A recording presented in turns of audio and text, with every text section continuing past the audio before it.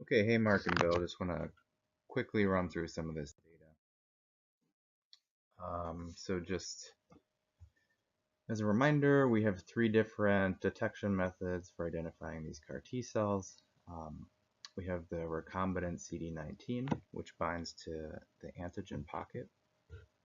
And then we have two different methods of recognizing the kappa light chain, which is protein L, this bacterial protein, or the anti-kappa antibody.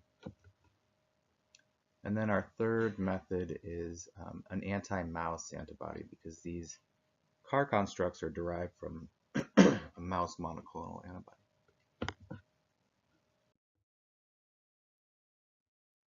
And these are the conditions for this experiment, just for reference. And we have negative control cells, which are a mixed population that include NKT cells and monocytes, and our positive control, which are about 50% CAR positive T cells. And this experiment has a bunch of different conditions that we're looking at, but one of the main things that we noticed last time is that there's a lot of background, and you can see that here. So the gating strategy is to gate the lymphocytes, and then the CD3 positive cells, and then we have our CAR T gate, which in this case is just recombinant CD19 binding. And these are our negative control cells, so this should basically be 0. And what we saw last time, which we're seeing again here, is there's this CD3 intermediate population, or CD3 variable population, that's edging into our CD3 gate here and then showing up as some of this background staining.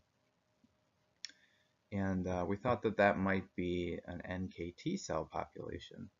But what I could see here is when we compare protein L FITC to kappa FITC, this seems to be caused by the protein L.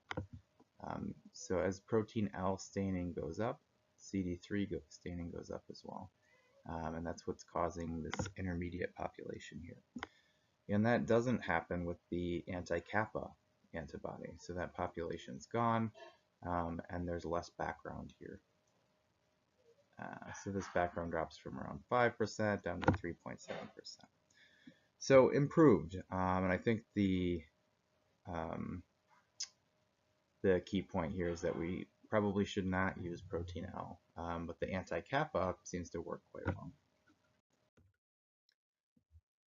Okay, but there's still a bunch of background staining here, and the thought was that this might be an NKT population or it might be a monocyte population.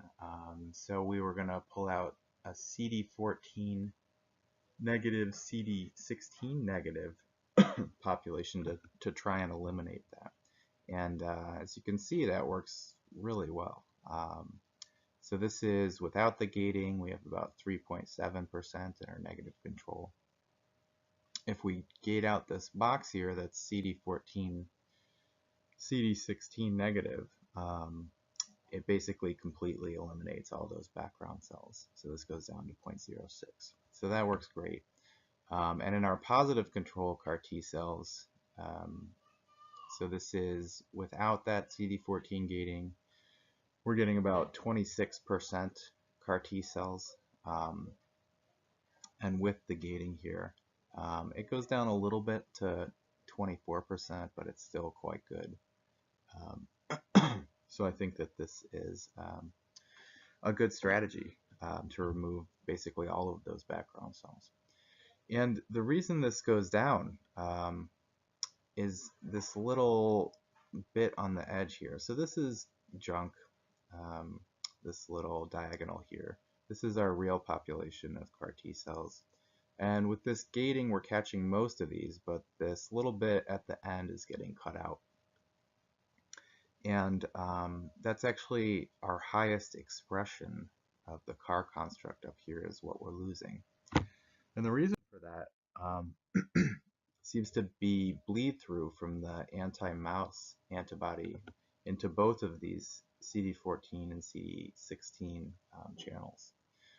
So you can see this diagonal and anti-mouse versus CD16. If we increase the compensation in the FL6, FL7 channel from 29 to 45, that goes away.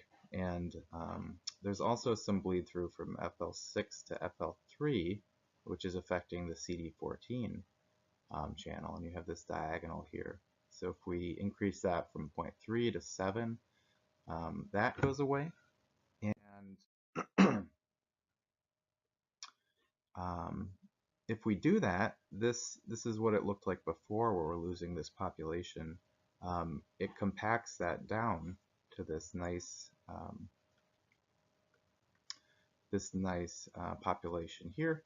That's CD14, CD16 negative. We get all of our CAR T cells back. This jumps up to 27%, and you can see we have the highest expressors still in that population. So this seems to be a good strategy with the appropriate compensation. Some other things we're looking at here was increasing the concentration of some of these things. Here we're increasing the concentration of recombinant CD19, going from 1 microgram to 5 micrograms.